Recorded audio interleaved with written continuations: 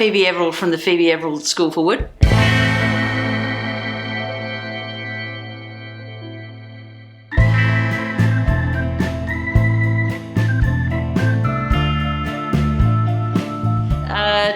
Sharpening. One of the ways we do a lot of sharpening in the workshop, and one of the safest ways of doing sharpening in the workshop is with a wet stone grinder. So I'm having a look today at the Sherwood Wet Stone Grinder, new out of the box. I must admit I've never used it before, so we're going to learn this one together. So the first thing we've done, taken it out of the box and set it up. Really, really simple. It already came with the leather wheel attached. All I had to do was put the stone in, tighten it up, add water. Next really important thing to do is to true the stone. The whole idea of a wet stone grinder is that the top of the stone will be parallel with this bar. If it's not, all bets are off and your work won't be square. So I've taken out the truing system, and they can see that they just slot onto the bar. 1, 2, 3. Tighten it up, turn the unit on and start sliding it backwards and forwards.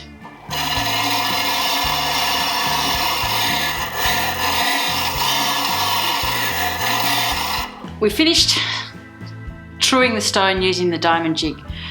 This is the next level. I want you to get rid of the ridges that you put onto the stone when you put the diamond jig across it. So you'll find there's a few ridges left on the stone. So I'm going to reverse the motor because I'm doing this by hand and it's pulling it away from me now. Okay. Just put your dressing stone on, get it nice and square. Now be careful right now, just very light touch, because you just spent a lot of time getting this square. Also helps you put your glasses on, Phoebe. You've just spent a lot of time getting this square and you don't want to throw it out. So just lower it down onto the stone and then shim backwards and forwards.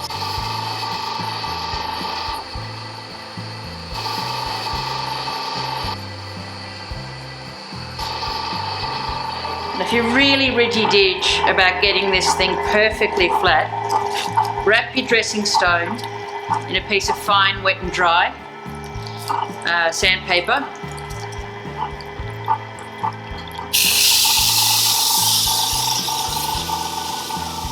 That's 500 grit. I wouldn't use much under 500. You can go up to 800.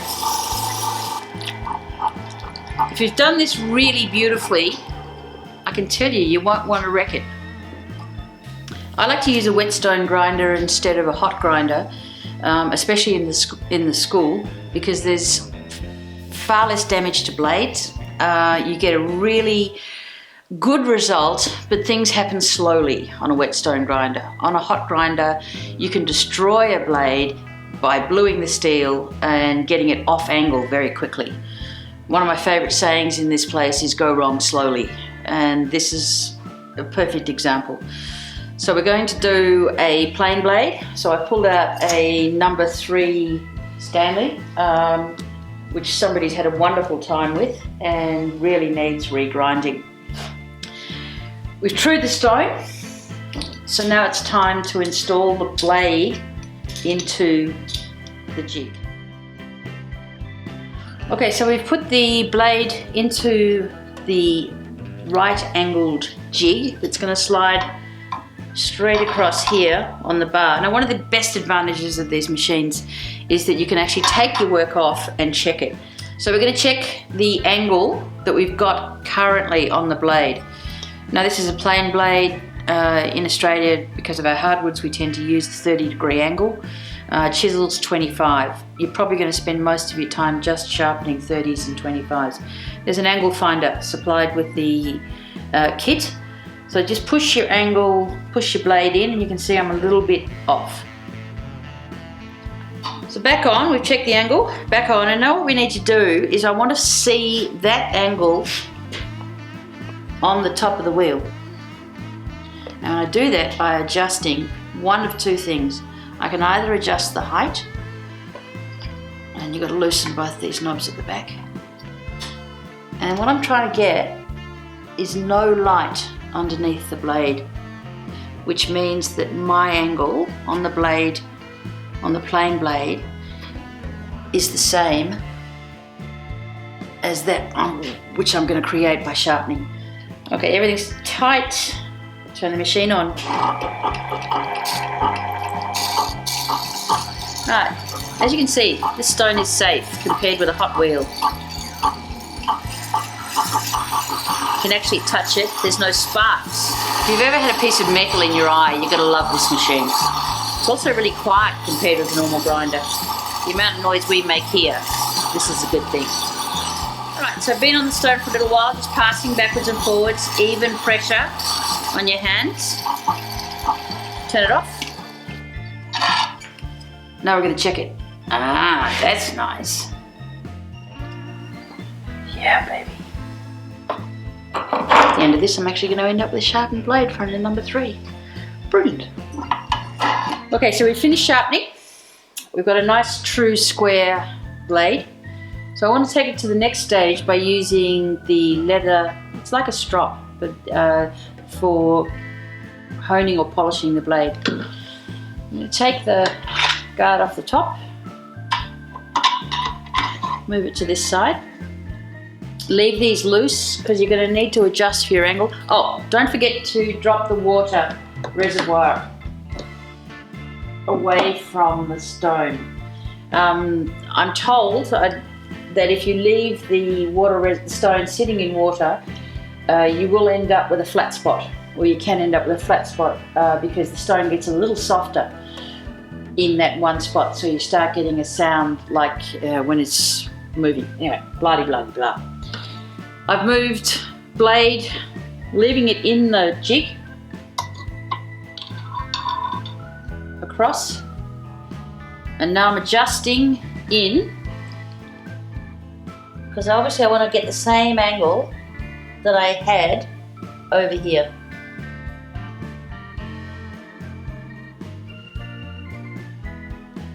Alright, so I'm going to put some honing paste on the leather, and then all I'm going to do is slide backwards and forwards, and that's going to give me a beautiful polish on the edge of the blade.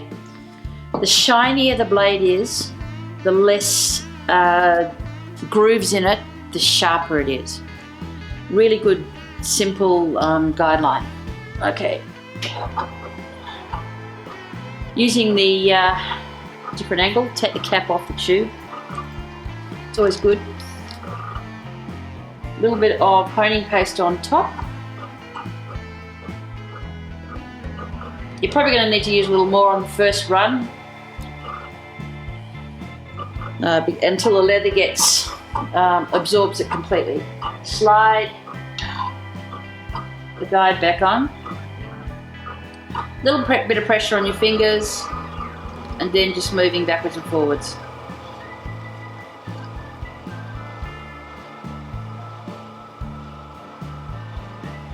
You can see that the excess, the build-up from the paste. As I said, this is a new leather, so it's probably going to need a few coats of it, and then you won't have to do this every time.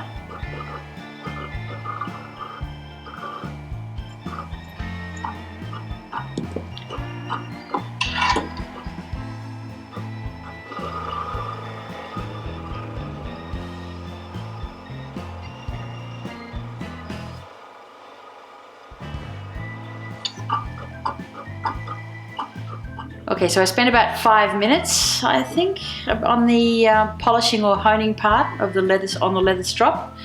Blade back in the plane, and now I'm getting some gorgeous shavings.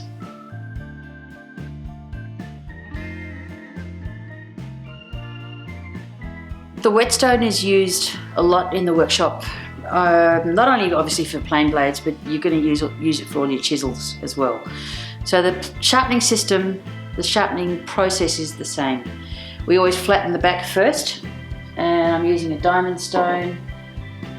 You can leave your chisel in the jig, flatten the back. Once I'm happy that I've got that flat, and that means I can see a shiny surface. I do my own washing, so I use my shirt. I've got a nice shiny surface on the back. I'm ready to roll. I need to check my angle in exactly the same way as I did with the plain blade. except this time it's 25 degrees. 30 degrees for plain blades, 25 degrees for chisels, just as a standard rule, and that's your primary bevel, not your secondary bevel. So I'm using the guide that's supplied with the machine just to check that 25 degrees. And now we're going to set it to the wheel. Okay, so now I need to check that I am getting this blade true to the top of the wheel.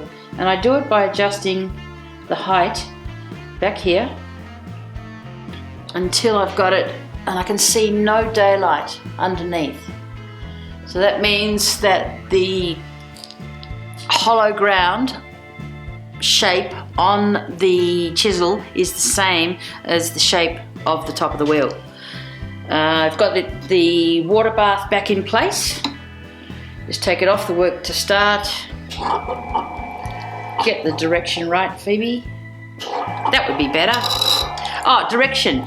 You can run this machine in two ways. When you're running it on the jig, the wheel is coming towards you. You can actually choose to run it the other way when you're doing it as a freehand. So just the same as the plain blade.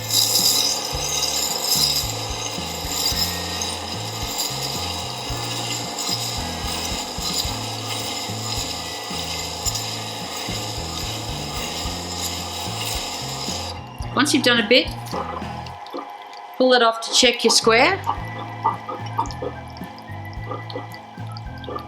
Looking pretty good. Which means the original one was pretty out.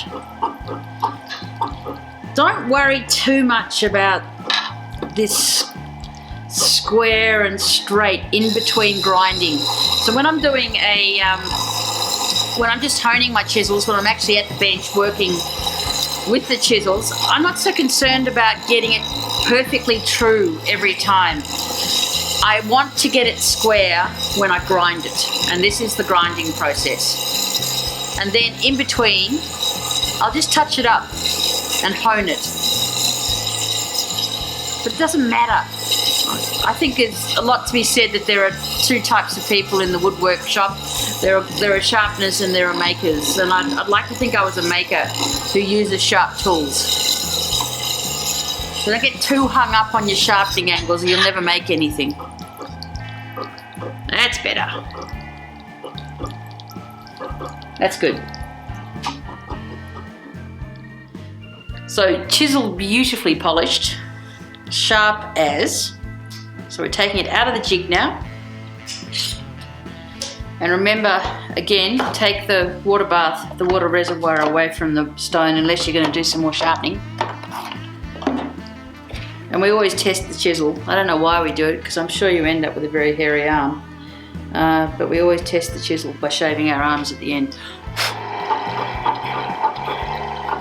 This machine comes with a couple of options for freehand sharpening, and this longer rest or wider rest I'd use for longer chisels or carving tools, yeah, maybe even for turning tools. But because I'm using a short carving gouge today, I'm using the smaller version. So put this on and I'm going to set the angle in the same way that we set the angle with the blade, so I can't see any daylight underneath, and then just tighten it off. Yep, and away we go.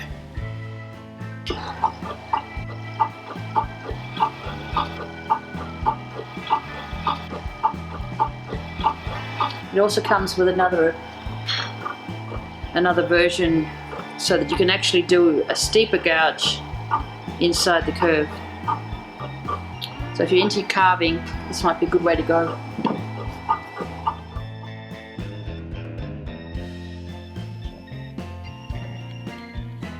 The advantages of owning one of these machines is that you can actually tailor it to your own needs. So the wood turners are going to be buying the jig for sharpening their gouges. The wood carvers maybe are going to be buying the wheel that we showed you before for doing their fine carving tools. We can sharpen knives with it, we can sharpen scissors with it. it's a total sharpening system. I really like the Sherwood machine. This I'm going to call it a sharpening system because it is. Nice, straight out of the box, very easy to set up. I like the larger wheel. I have another system and the wheel's not as large, which makes this one very good for using on large plain blades. Good polishing. I like the fact that I can actually move the guide system all around the machine. Very quick to maneuver from the grinding to the polishing side. Yeah, I think this is a really good, solid, robust machine. The Sherwood Wet Stone Grinder is of course available online at timbecon.com or in-store Melbourne and Perth.